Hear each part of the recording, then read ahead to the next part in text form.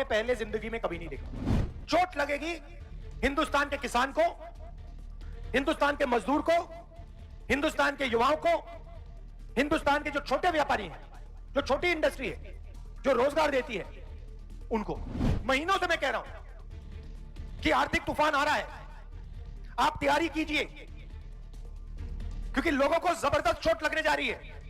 Petrol के दाम बढ़ने जा रहे हैं, महंगाई आसमान की ओर जाएगी। और वो कहते हैं राहुल गांधी को कोई समझ नहीं। और हम उनसे आज भी कह रहे हैं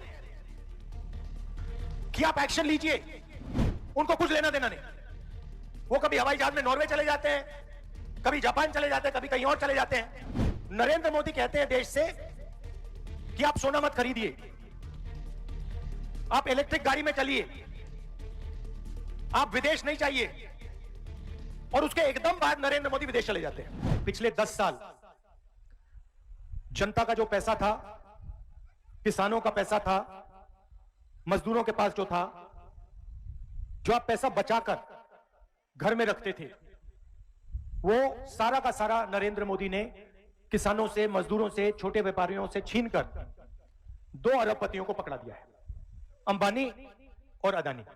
तो जो भी देश में धन है अब, वो सारा का सारा 2 लोगों के हाथों में है। एयरपोर्ट देखिए, पोर्ट देखिए, पावर स्टेशन देखिए, सीमेंट देखिए, देश की रक्षा की जो इंडस्ट्रीज हैं वो देखिए, सारे के सारे नरेंद्र मोदी जी ने चुने हुए लोगों को, अपने मित्रों को पकड़ा दिया। अब आप कहोगे भाई ठीक है, इससे क्या होगा? मैं आपको बताना चाहता हूं। अब उन्होंने आपके जेब में जो था, जो आप घर में रखते थे, नोटबंदी करके छीन लिया।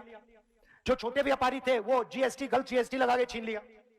कोविड में मजदूरों को, किसानों को, मजदूरों को तो उन्होंने हजारों किलोमीटर चलाया।